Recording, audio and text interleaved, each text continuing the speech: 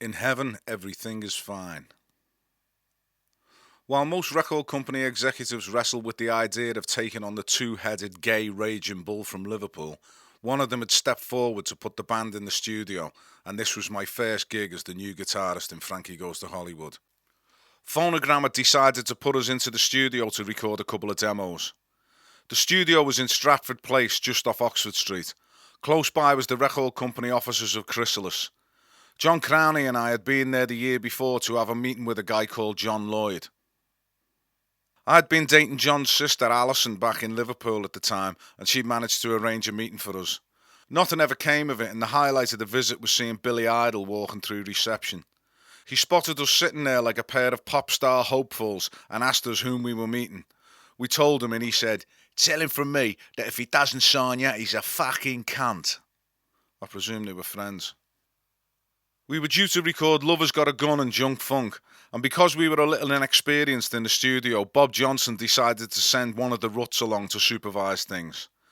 We'd met John Jennings, or Seggs as he was known, on previous visits to London, and it was good to have a professional with us, and his presence was required almost immediately. The in-house engineer for the sessions was a heavy metal grebo with a heavy attitude that required swift correction from Seggs. It was a quiet word outside the studio door that went something along the lines of, "Listen, mate, this might be another day at the office for you, but it means a lot to these guys, so stop acting like a complete cunt and pull your fucking finger out." Pretty direct guy, Seggs, and, although he wasn't the biggest bloke, he could turn on the wild-eyed madman look pretty quick. Longhair complied and did his job with just enough gusto to stop Seggs from lamping him. We recorded the songs and they turned out sounding pretty good, but it was not enough to tempt Phonogram to sign us or open the wallet any further. We carried on regardless and concentrated on getting some gigs, as this seemed the best way to draw attention to ourselves. And even if there was to be no record contract at the end of the motorway, for me at least it was proven to be an excellent hobby. We landed a gig at Heaven, the centre of London's gay nightclub scene at the time, and Holly and Paul would get the opportunity to impress their friends and peers. We played in Cha-Cha's, a smaller room attached to the venue, and I think it was named the Fuck Bar amongst the locals. The stage was on a mezzanine level above the dance floor and had chicken wire across the front as some poor health and safety measure to stop people from falling to the dance floor below. We had the strangest support act. He was some huge foreign guy dressed in leather pants and bare-chested but for a small leather waistcoat. His act was to stick skewers into himself like some human kebab. He stuck one through his arm first and invited some horrified member of the audience to twist it before pulling it out, and then proceeded to stick two more through his cheeks from inside his mouth and then stretch his gob open for people to see his blood-covered Nashers. All this was done to a sombre backbeat of cello-driven classical music. Not exactly X-Factor, but quite interesting. It was showtime and we took our spot on the lofty stage and watched as Sharon, Bob Johnson's wife, led the two leather pets on dog leads attached to leather collars around their necks through the crowd below, as our Mad Max theme boomed from the PA. They climbed on top of the PA columns and we kicked off Two Tribes. We played an amazing gig, largely due to Holly's performance. The chicken wire cage had certainly brought out the tiger in him, and he was a cage beast with a big chunk of attitude. He was giving the audience shit and swearing at them and daring them not to be impressed.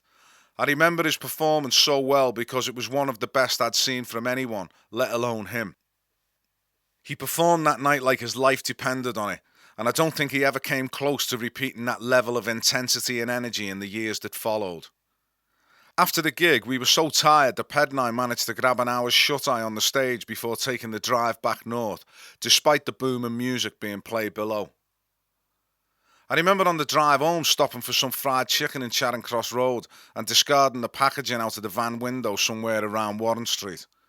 I didn't realise that we were being followed by the police, who pulled us up 5 minutes later, presented us with an empty chicken box and told us to fuck off back to Liverpool and take your rubbish with you. I think this may have been a small show of support for their uniformed colleagues up north following the arse kicking they'd just got in Liverpool 8 the year before. We got invited to play at the John Peel Roadshow in Warrington. He was set up on the stage and we were all asking him for requests and had a chance to say a quick hello. I don't remember the gig, but I remember him mentioning our name the following night on a show, saying that he didn't realise the guys pestering him with requests with the band playing as his support. What a buzz. The Godfather knew we existed. I guess this is as good a point as any to talk about John Peel. His exit left the world a poorer place without him, and the influence he had on generations of music fans in the UK is immeasurable. Lots of people would stake a claim for their share of the Frankie's success, but for me the first credit has to go to John Peel. His contribution to Frankie's success is not mentioned in his autobiography because, in his opinion, there were probably 1,000 more bands where his input and support made a bigger difference. But him giving us a session was the first pebble in the pond, and all other fame claimants, in my opinion, surfed the ripples from that first stone. I spent the best part of a week with John Peel in a villa in Spain overlooking the Mediterranean. I was in my shorts by the pool, and he was in the pages of his autobiography. What a great read, and a huge loss that he didn't get to complete it. His wife did a fantastic job to finish the story, but his death during the writing felt like he had died again. We were included in Peel's Festive 50 of 1984 when Two Tribes birthed at number 25. He is quoted as saying, "I rather fear that 1985 may turn out to be the year when everybody pretends they never really liked Frankie Goes to Hollywood. I'm still with them, I must admit, although I wasn't too keen on the third single." That'll do for me. I hope that at some point in the future the BBC will digitise his programmes and archive them online or somewhere so they can be available to future generations to listen to or download or whatever they'll be doing years from now. He was to British music and broadcasting what Shakespeare was to literature, a true one-off. Reading his book and his untimely departure that robbed us of half of it was the seed that sprouted into what you are listening to now.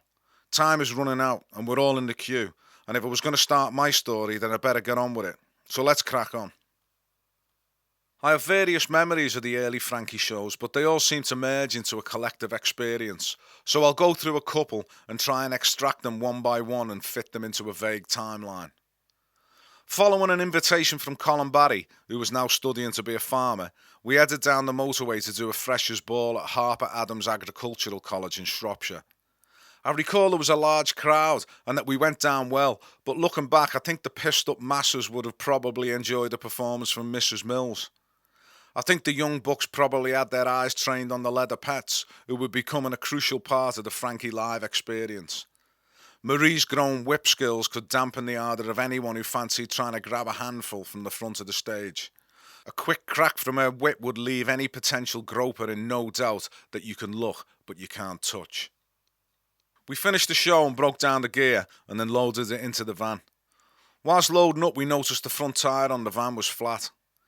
We hadn't noticed anything on the way there, and we were all of the opinion that we'd been the victim of a freshers' prank. The toolkit was opened and we attempted to turn the nuts to replace the flat.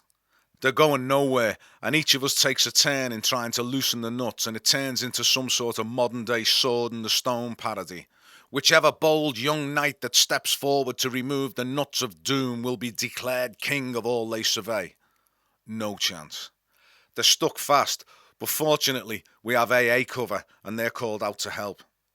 We're waiting for ages in the freezing Shropshire night. We see the gas students leaving and a couple are having a chuckle at our expense, which is what led us to believe that the tyre had been relieved of its air by foul means. Rescue arrives sometime later and the burly fellow has to employ the lump hammer on the T-spanner technique to release the nuts and change the wheel. He is now king of all he surveys. 2 gays, 2 girls and 3 scallies freezing their collective nuts off and wishing they were tucked up in bed. No great prize for a hero. We got booked as a support band to fashion for a couple of gigs at Leicester Poly and Manchester Apollo. They'd recently recruited Troy Tate to replace Dee Harris on vocals and were out gigging with their new lineup. Al Darby had also been recruited to do the guitar pyrotechnics. We were travelling to gigs in a large grey Mercedes with no windows that was driven by a friend of Holly's called Phil the Pub.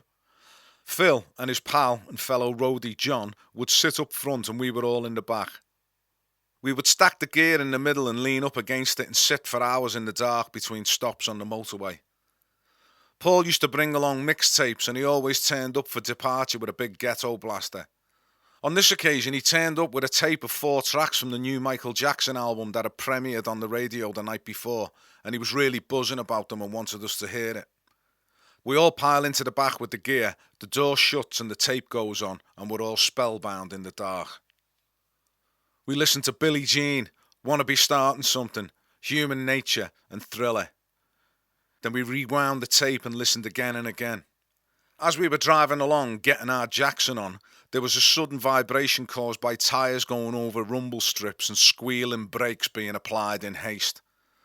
The van stops and Phil jumps out and opens the side door to see us half buried under drum cases and amplifiers.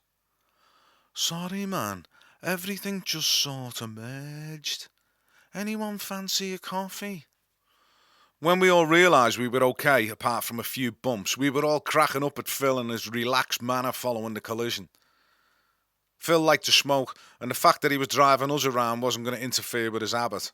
The story of Frankie was almost ruined before it had begun. We wouldn't have been the first band to get mangled on the motorway on the way to a gig, and thankfully that was our only brush with danger. Phil gets us to the gig, eventually, and we unload the gear only to realise we are at Leicester de Montfort Hall. U2 were playing, and we should have just tried to blag it and do that gig instead of the one we were supposed to do at Leicester Poly. Shit, I could have met the edge. The gig was standard for us, and we left the venue to head off to some motorway overnight stop. I think it was at this hotel where I nicked an electric hand dryer from the bathroom because it appeared in Holly's flat the next day and he was using it as a heater. I think Ped had asked me to pinch it because the company who made it were called Red Ring, which amused Ped no end.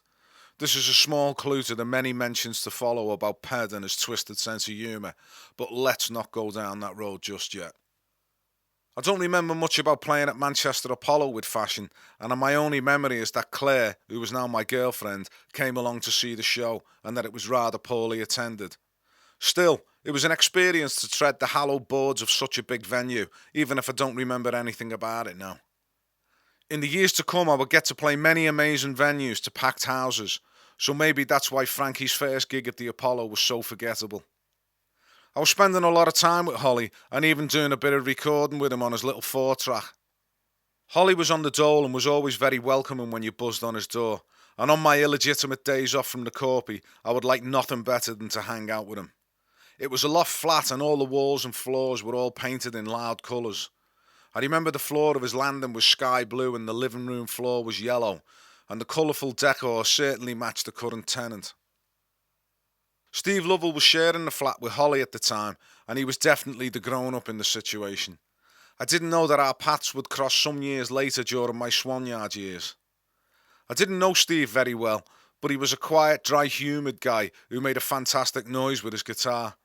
Steve was playing with Hamby and the Dance around this time, and I think it was his connection that enabled Frankie to do some support slots, one of which was the gig at Pickwick's that I'd seen months earlier before I'd joined. Holly was skint and had recently been relieved of his electricity due to non-payment, so I offered to help him get the juice back on. The electric boards usually take out your main fuse, so I went down to the fuse board in the lobby, had a quick look, and the next day got him a replacement so he could be rescued from the dark. With the power back on, I said to him, make sure you take it out when you leave the flat, because ManWeb can get in, and if they see you have the juice back on, you'll get done. Okay, Nasher, I will. Yeah, of course you will. Who was I kidding? This was Holly. Problem solved, move on. I knew for a fact that as soon as the lights went on in his flat, the light in his head that was there to remind him of impending prosecution from ManWeb would go off. He was great fun to be with, and my fondest memories of Holly all go back to these times with him in his flat in Catherine Street. The first time I played with Frankie in Liverpool was at the Warehouse. People in Liverpool knew about the band and we were starting to pull decent crowds to see us play, and headlining at the Warehouse on a Saturday night was seen as a stepping stone to bigger things. The gig was a nightmare for me because after 2 songs I realised my amp was cutting in and out due to a dodgy lead. Who would come to my rescue? Jed. My cousin who I had replaced had been with us backstage and was watching from the side and spent the whole gig with his foot on the plug and his hand holding the wire in just the right place to ensure continuous racket from my failing H&H amp. A great gesture from him, and a smaller man would have left me panicking and kicking my amp in frustration rather than jump in and help. The waves we were making on the Merseyside music scene meant we were invited to appear on Janice Long's show Street Life on Radio Merseyside. Janice must have been very brave to invite all 5 of us into the studio for a live interview. My only memory of it was Mark and I dropping our trousers in front of the studio window as the guy on the other side of the glass was trying to read the local news. He was very professional and didn't let our antics disturb his flow, and he delivered faultlessly. That's top quality BBC training. That's where your licence fee's going. Being invited onto the show was another sign that we were going places and people were interested. By this time, we'd received a few good reviews in the NME, Sounds and Melody Maker for our live shows, and people in the industry were beginning to notice. Nobody was biting on the bait, but the sharks were circling and wondering whether or not to have a little nibble. We'd hoped that a show at the Camden Palace would bring a few A&R men down, and we thought the grandeur of the venue and the amazing lights would be an extra convincer to the still doubting deaf heads in London. We had 2 large wooden stepladders on stage for the girls to cavort on, but they looked a bit shabby and out of place, so Sharon Johnson covered them in tinfoil. That made all the difference. It was a buzz for me to be playing there, as I was familiar with the venue from my previous London adventures and had seen bands play there before. I knew that if we put in a good show, it could be the difference in getting the elusive contract we were after. The gig was good, but the cool London audience were not in the habit of being impressed by anyone, and I think our performance deserved more than their tepid applause, Baco foil stepladders or not. I was loving the performing and the camaraderie of being in the band. It was a laugh, and it was exciting, and it was a million miles from the daily grind of being an apprentice electrician. Our growing reputation meant that in 1982 we were invited to record a session for John Peel and headed down to the famous BBC studios in Maida Vale. We recorded Disneyland, Crisco Kisses, The World Is My Oyster and 2 Tribes. The session producer was Dale Griffin, who made it pretty clear that he didn't like our sound, or us for that matter, and he made the whole thing seem like it was a massive chore for him. He seemed like a thoroughly miserable git and appeared to have no love for his job, but maybe he was yearning for yesteryears when he was thumping the tubs in Mott the Hoople. I recently saw a documentary about Mott, and he was interviewed several times in it, and he came across as a miserable git, so maybe his mood was more to do with him than us. The tapes were the property of the BBC, so none of us had a copy of the tracks to take away, and the next time we would hear them was when they were broadcast and introduced by John Peel a couple of weeks later. The night of the broadcast, 2nd of December 1982, I was sat next to my radio with my cassette at the ready, waiting to hear him introduce the show and say, "And tonight in session we have Frankie Goes to Hollywood." John Peel knew who we were. John Peel had invited us to do a session, and John Peel was playing our songs. If it all would have ended there, I think I would have been satisfied. We all knew how many people listened in every night to hear Peel's latest platters, and knowing that keen music fans up and down the country would hear our songs was such a massive buzz. Somewhere in Radioland, Trevor Horn was listening, and he liked what he heard. A seed was sown.